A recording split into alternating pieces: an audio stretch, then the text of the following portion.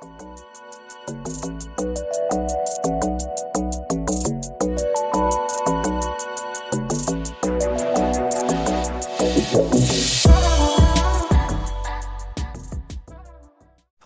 welcome to United Republic. If you are not one of our subscribers, please hit the subscribe button and watch more interesting videos here. Today's video discusses the furor surrounding the 22nd March United sale deadline, involving the two likely buyers of the club. If you like this video, hit the like button on your way to watching another. Also, do you think the Glazers will sell? Comment below.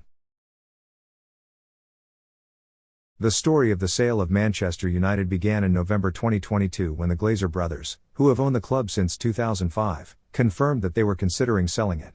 This was after a lot of fan protests demanding them to leave, claiming that the Glazer ownership was the biggest problem Manchester United had been facing for a long time.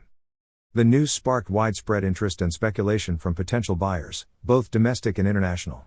In December, the club was reported to be valued at around £3 billion at the time, but it was widely expected that the final price tag would be much higher.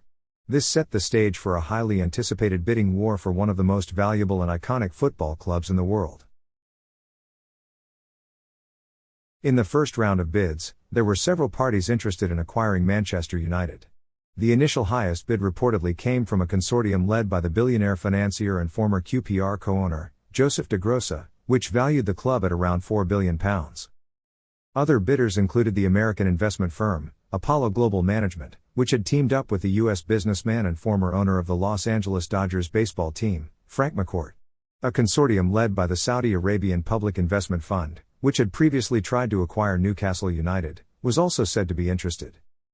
However, none of these first-round bids were accepted by the Glazer family, who were reported to be holding out for a price closer to £5 billion. After the first round of bids, two parties emerged as the most serious contenders for the club: Sheikh Jassim bin Hamad Al Thani, a Qatari banker and member of the country's royal family, and Ineos, a British multinational chemicals company owned by Sir Jim Ratcliffe. Sheikh Jassim's consortium bid for 100% of the club, while Ineos targeted the combined Glazer shareholding of around 69%.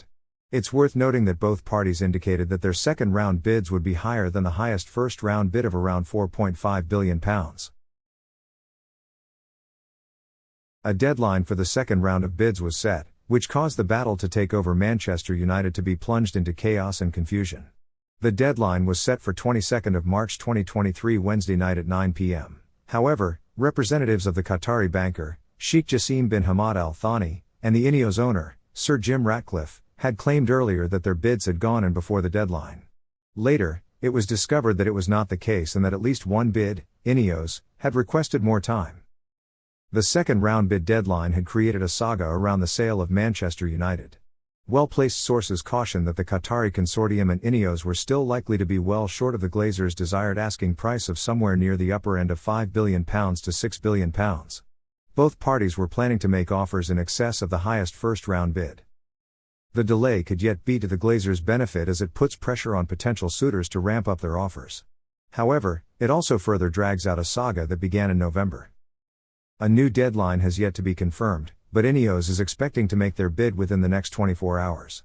The Qatari bidders are now awaiting to hear from the Rain Group, the banking firm charged with brokering the sale, before going back in.